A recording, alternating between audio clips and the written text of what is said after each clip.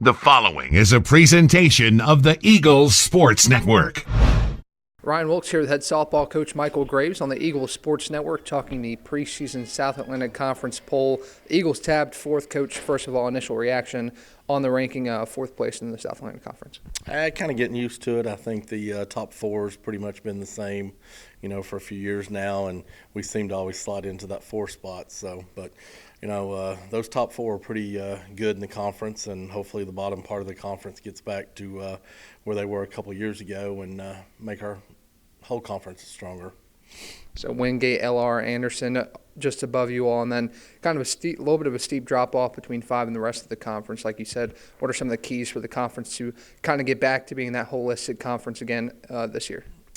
Got to beat outside teams. I mean, everybody. It's kind of like the old saying, you always want to cheer for your conference against anybody else's conference, even though, that gives them wins and you're fighting against them. But in the long run, your strength of schedule will just improve if the bottom part of the conference and everybody does, what they need to do. So it's early, but what are some of the keys against those matchups with the top part of the conference to be able to win some of those games that are probably going to be pretty important down the stretch?